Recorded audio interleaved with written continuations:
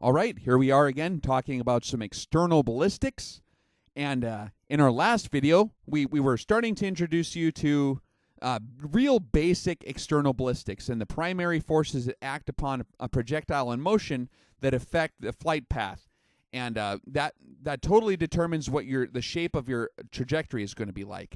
Last video, we talked about Newton's first law of motion, which basically states that an object sent into motion will continue in a perfectly straight line unchanged until some kind of external force acts upon that object to change its velocity.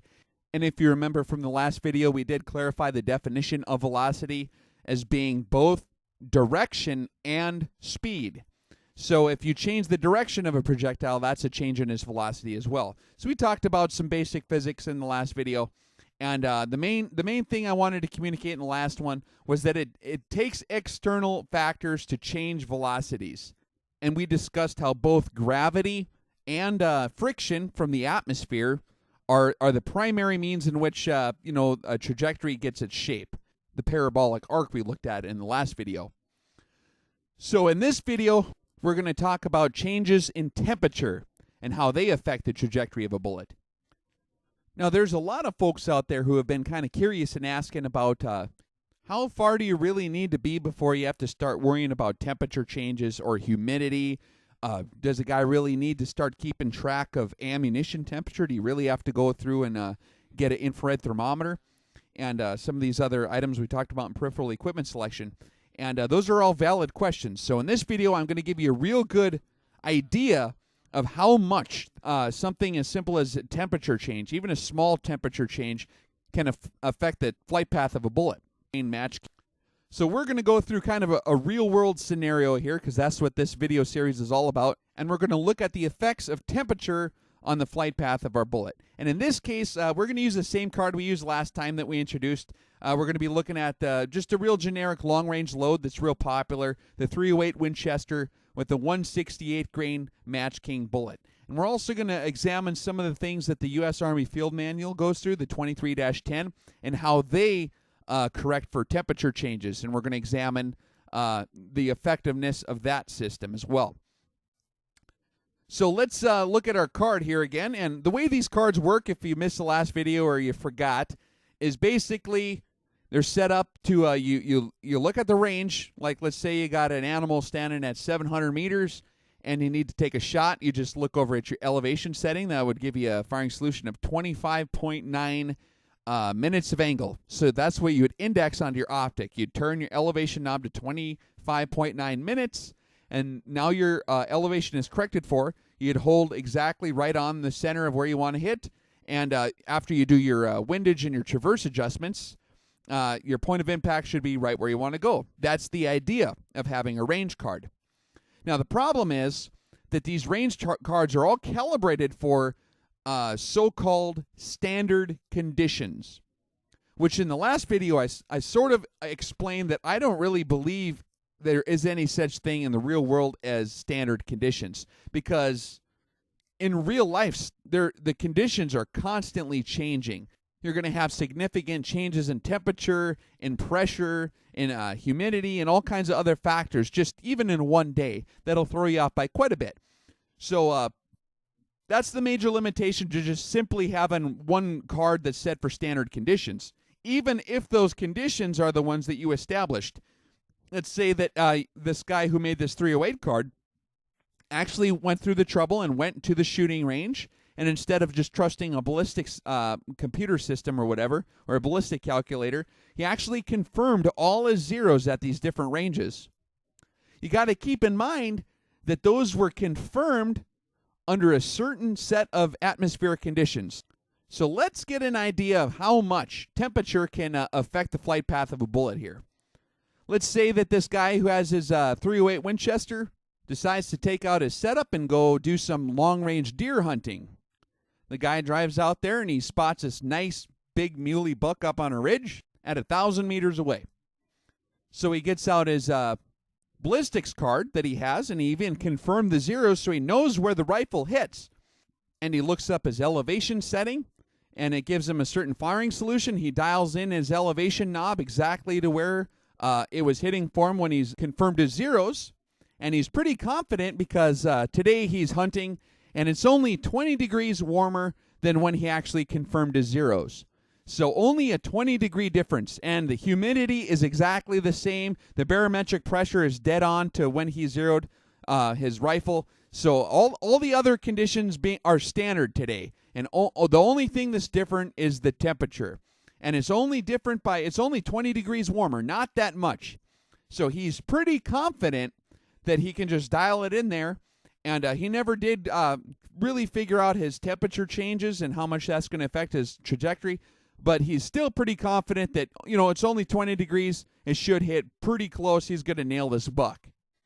So he gets his scope indexed. He's in a real nice steady shooting position. The deer is standing there nice and perfectly still, standing broadside, not moving an inch, so he doesn't have to worry about lead. And there's absolutely no wind today. Just the perfect day for a long-range shot. He double-checks his elevation. Everything's good to go. And he decides to take the shot. Well, let's see where he would hit without adjusting for his temperature change. Whoa, way over the top. Okay, so what went on here? Was that a flyer?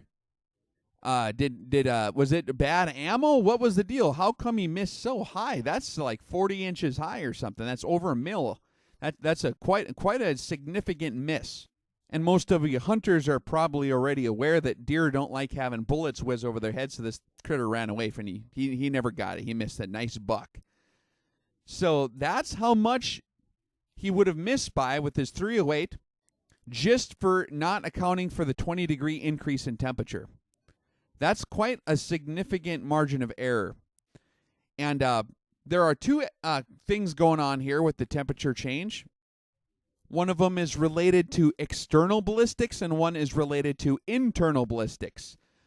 Externally, what we have going on is there was a 20-degree increase in air temperature. Now, air density varies with temperature. Hot air is going to be less dense than cold air. When you add energy to a bunch of gas molecules, like the nitrogen and oxygen and all the stuff that makes up the atmosphere around you, those little molecules are going to be bouncing around faster because of the added energy.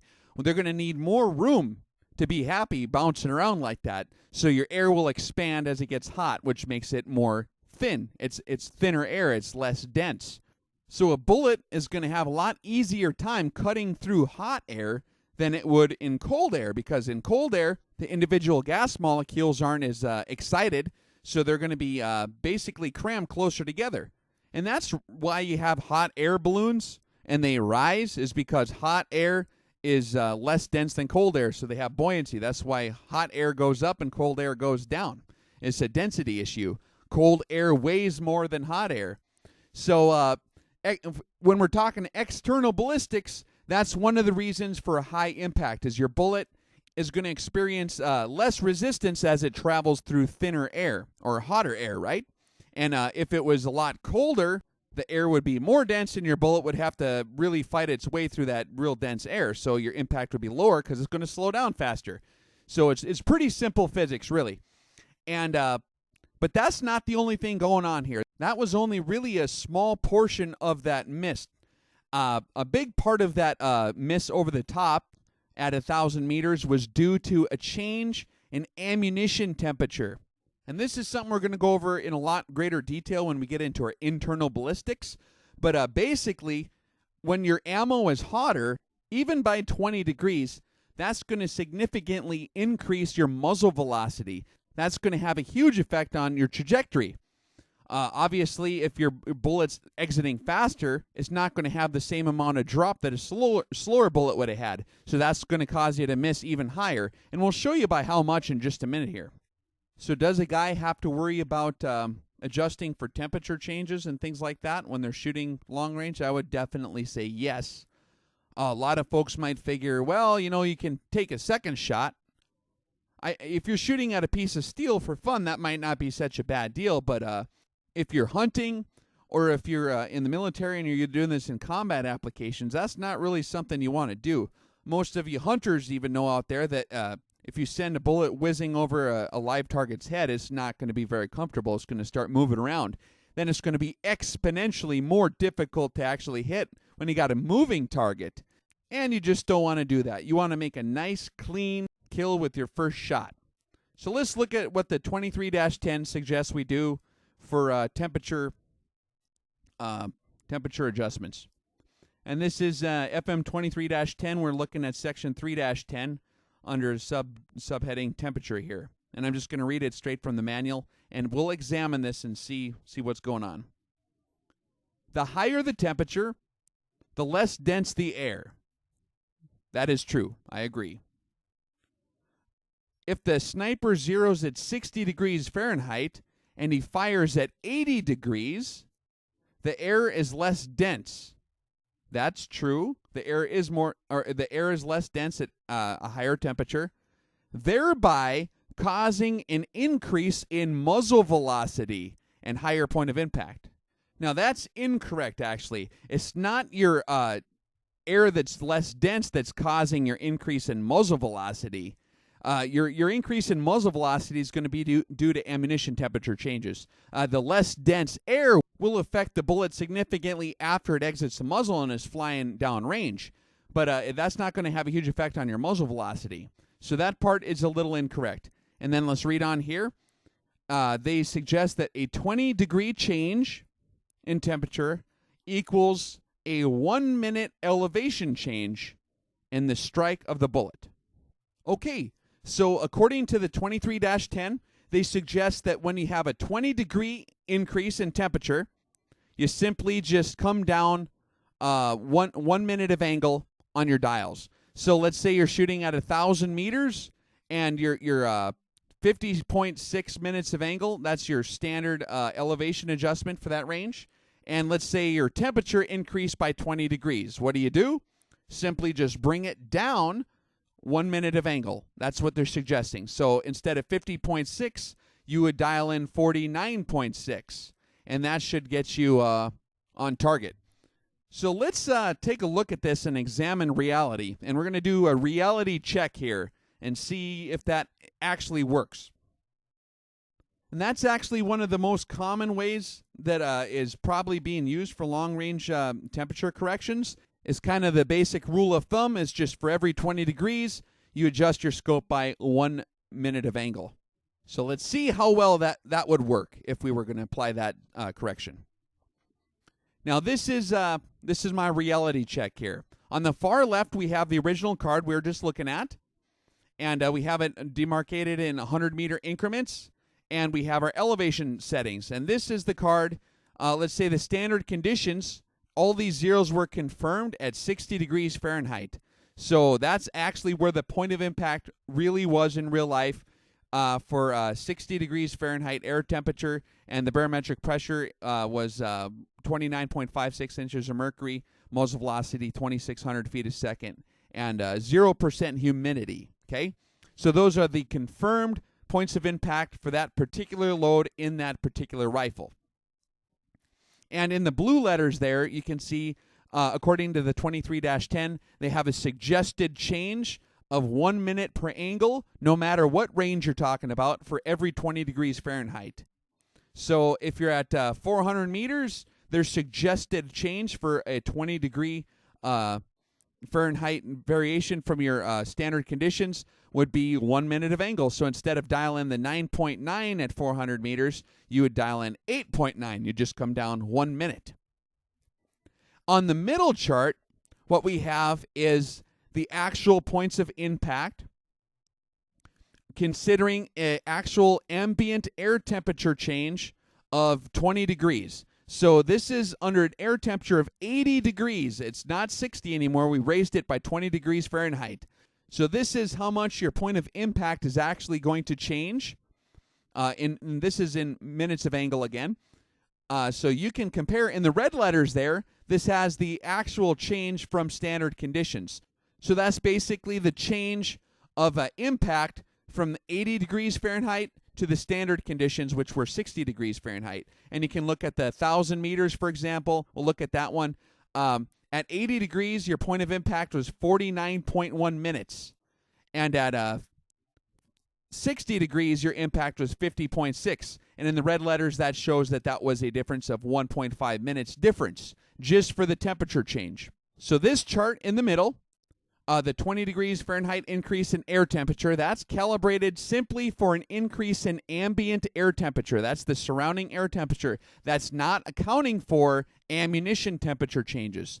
So let's say that the guy went out and figured out on a ballistics program or something, and he changed the input data, and now he has a chart that is corrected for different temperature settings for ambient air temperature. Okay, so now we have the same muzzle velocity, 2,600 feet a second, and but it's the temperature is increased 80 degrees. Now let's see where he would have hit if he would have shot at the mule deer buck after correcting for ambient air temperature changes.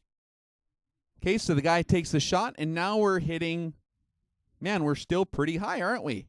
We missed over the top still by quite a significant amount. So this is corrected for ambient air temperature, just 20 degrees difference, and it's still way over the top. Well, what's going on? Are our charts crazy? Are our charts lying to us? No, they're actually telling you exactly where that bullet should be hitting under those conditions. The problem is that we haven't accounted for all our conditions yet.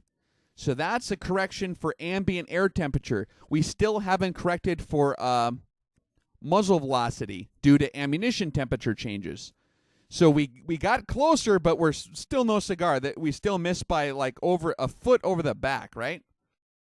So now let's take a look at this third card, the one on the far right. That's this one is accounting for a 20 degree Fahrenheit increase in both air temperature and ammunition temperature. Now, what's going to change with your ammo temperature is your muzzle velocity. Your gunpowder is going to be burning faster. So now our muzzle velocity is no longer 2,600 feet a second. Just a tiny increase of 20 degrees Fahrenheit in ammo temperature gave us 52 feet per second more in this load, okay? That's a significant increase in muzzle velocity. All our other factors, our barometric pressure and our humidity, they're still the same. But now we're correcting for ammo temperature and air temperature. And as you can see, that was an actual change from standard conditions of 3.7 minutes of angle. And that would be like probably 40 inches or so.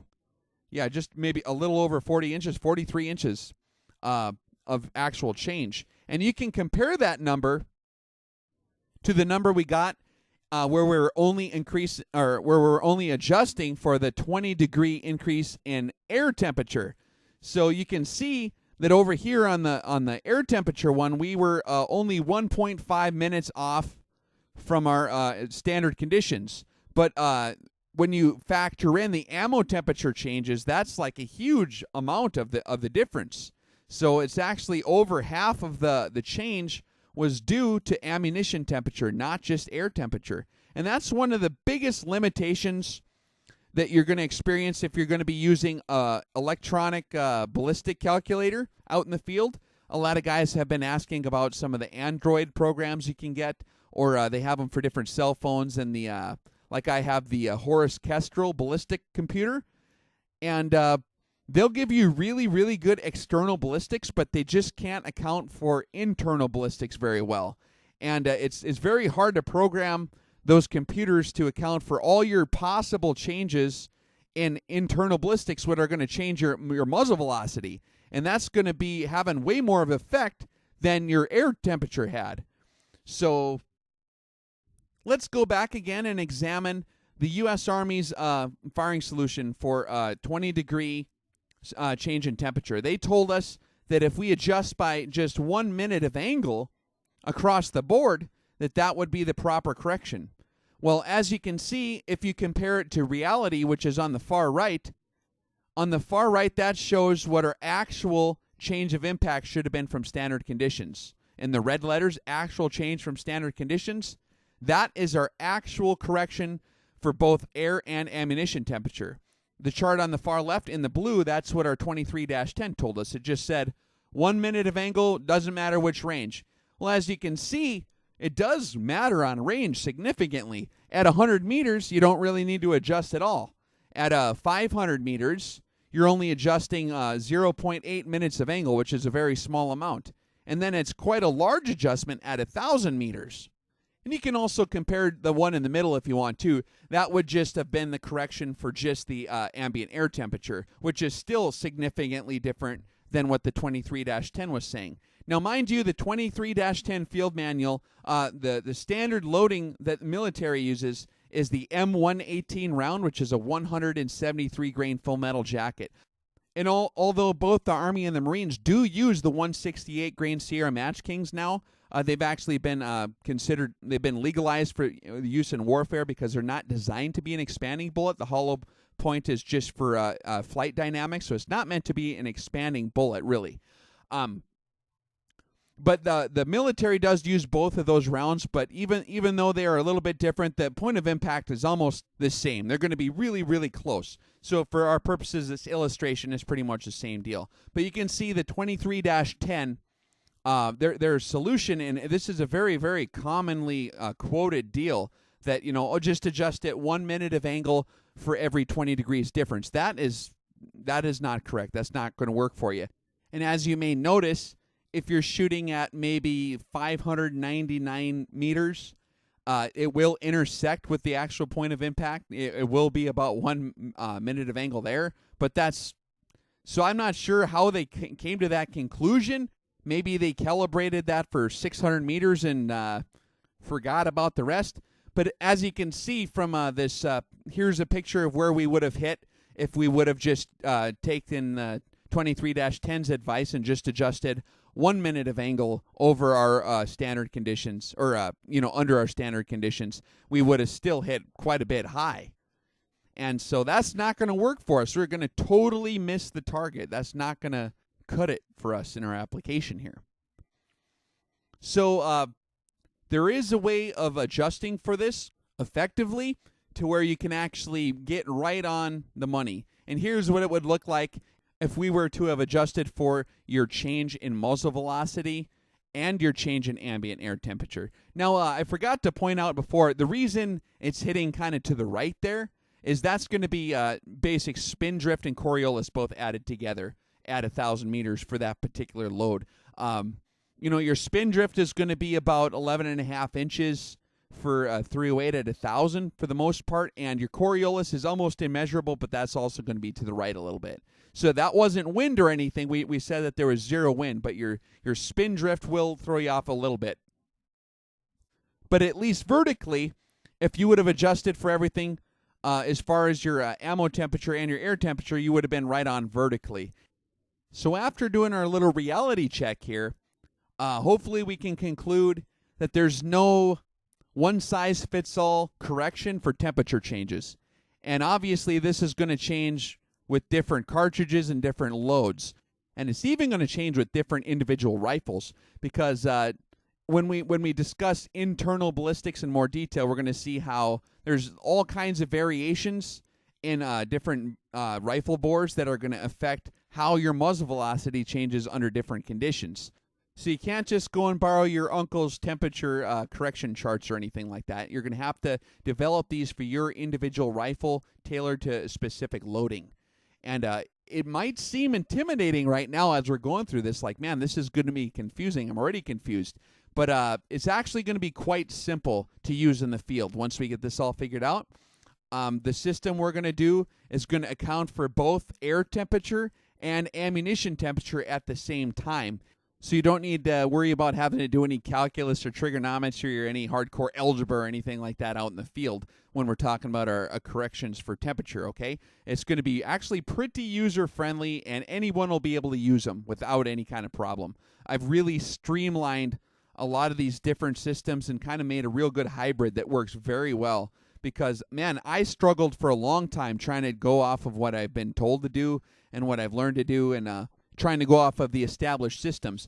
But I've really found a pretty good way to do this that is field expedient, so that when you're out there and you're excited because you see that big buck or whatever, or if you're under fire and you're stressed to make a real important shot, you're not going to blow it. So stick around. I am going to go through all the details, showing you exactly how to custom tailor all this information for your exact system. There's no one set of charts that's going to work universally for any given load or caliber or anything like that. It's going to have to be individually tweaked to your system and load. With this air temperature deal and ammo temperature, I am going to get into more detail in the internal ballistics part, but externally, I'm not going to torture you. I was tempted to do this, but I'm not going to torture you with all the math that goes into figuring out the air density and exactly why and how all these different things change with air density as far as air temperature differences. We just don't got time to go through that. And as long as you understand the fundamental concepts, that when the air is hot, it's going to be more thin, it's going to be less dense, so you're going to hit high. And that when the air is colder, it's going to be more dense and it's going to hit lower because of more resistance. If you can comprehend that, that's the main thing. I'll show you how to put this all together a little later, but if you do want to start gathering some information that you're going to use later to assemble your ballistics tables, now would be a good time to start, because there is a significant amount of data that you are going to need to record out in the field. And this is probably the most difficult part of setting up your charts, is just going through the work of recording all these things. It's tedious. It's not going to be very mentally difficult to figure out. It's just going to be tedious work. What you need to do, and you're going to have to do this before we can get these charts set up, and either way you did this, even if you weren't going to be using the exact same charts I'm going to give you, you're still going to have very good ammo logs, and you're going to have to find out a different system to account for it anyways, because you can't ignore it. As we've seen here in this video, if you ignore ammunition temperature, you're pretty much done for. You might as well stay inside 500 meters, because you're going to miss by a huge amount. But if you want to get started early, here's what I would do. If you already have your rifle and your optic picked out, you want to make sure you have a load developed that you're going to stick with forever, because you're not going to want to change it ever again, because you're going to do a lot of work putting all this together. So pick out a load. We talked about projectile selection. You don't necessarily need to get the hottest load possible. You don't need the fastest bullet, because we are going to precisely adjust for your elevation for exactly what range you're going to be shooting at. So it will be a little more advantageous to have a little bit higher of a velocity, because your trajectory will be flatter and a little more forgiving. But don't kill yourself trying to find the hottest load possible. You want to basically go for a load that's going to be the most accurate, the most precise load, okay? So develop a load using a projectile that you're going to use for anything you ever want to use the rifle for. If you're ever going to use it for hunting, I would highly suggest getting a really good streamlined hunting bullet that you're going to use for target shooting and for hunting, because you don't want to be switching back and forth if you can help it. So like I said, and you can go through the projectile selection videos. We already talked about some good choices, like a Hornady SST bullet is a pretty good one. That's a good crossover bullet for both target shooting and hunting. Or the Burger VLDs actually got real good jackets on them, so they make a good hunting bullet. Some of the MatchKings and stuff like that are not real good hunting bullets. The Hornady AMAXs, like full bore target bullets, are going to be fine for target shooting, but you don't want to use them for anything serious like hunting or obviously combat applications. That's not going to be very good. Well, in certain situations it would be, but you want to pick one bullet, okay?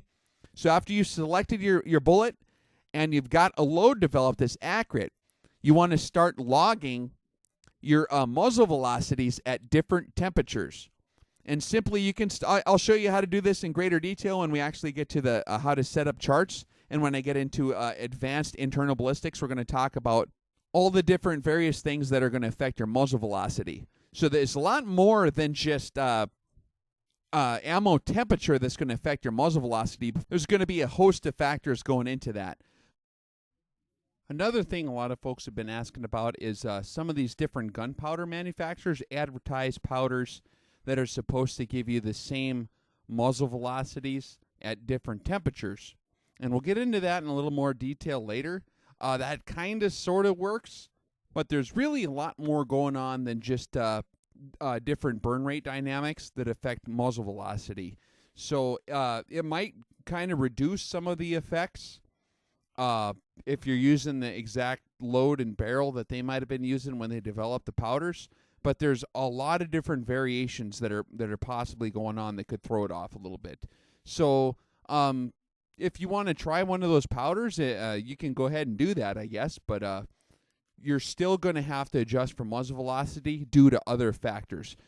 So even though the powder itself might be calibrated to be more consistent, those other factors will still throw you off. So you're still going to have to adjust for changes in muzzle velocity at different temperatures anyways. But what you can do right now is once you got your load developed, you can get out your chronograph, and you want to make sure you do this with the chronograph spaced consistently in front of the muzzle every time you go out. So make sure it's like exactly 10 feet or whatever range you're going to put it. You don't want to have that change. So make sure you get a tape measure in your chronograph. You get your chronograph set up at a consistent distance away from your muzzle each time you record it, and start measuring your actual muzzle velocities at different ammo temperatures, okay? And you want to record as much as you can. So if you can, write down your barometric pressure and your air temperature, but specifically you really have to know your ammunition temperature when you're going out there. So write down shot number 1, ammo temperature 82 degrees Fahrenheit, and then record the muzzle velocity for that ammo temperature. And then when you go out a different day, and do that for each shot. And I'll show you later how to put that together in an ammunition burn rate curve or a muzzle velocity curve for different temperatures. And we'll use that in our ballistics tables. And it'll be very, very precise when we get it all put together. But that's the hard part of it, is just recording all that.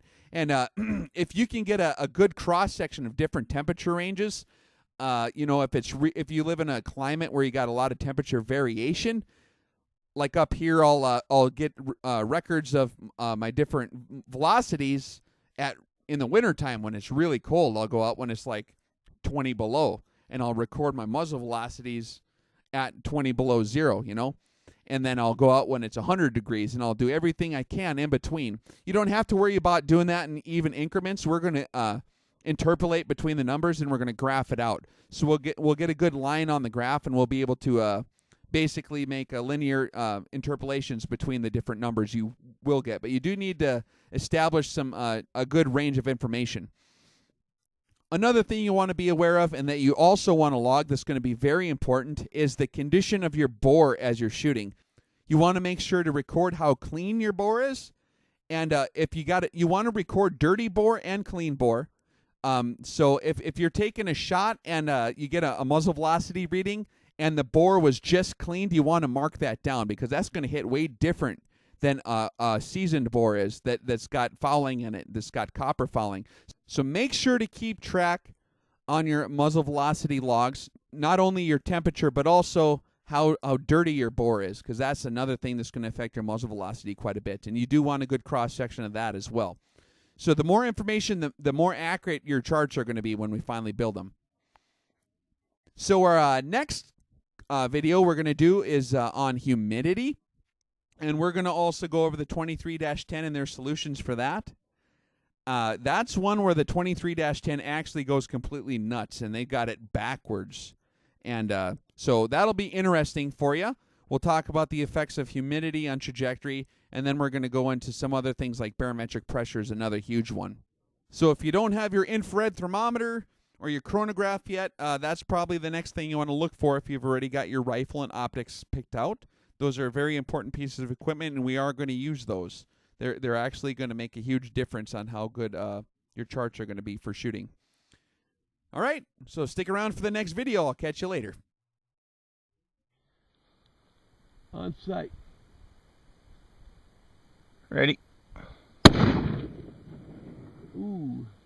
I'm not sure. That was low. I'm going to take one more. Ready?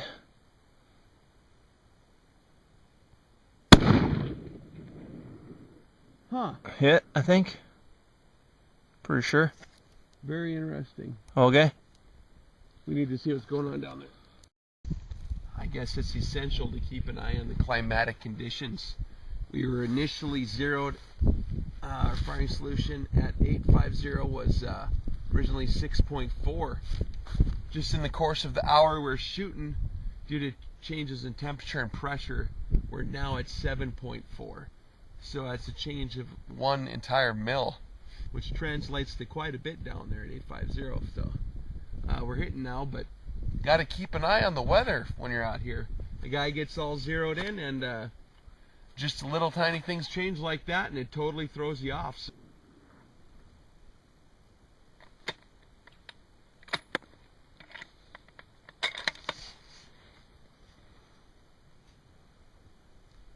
on sight. Ready? Hit. Roger that.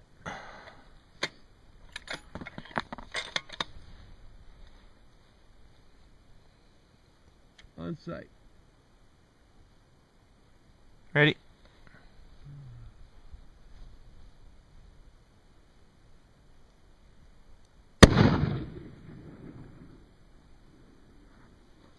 Hit.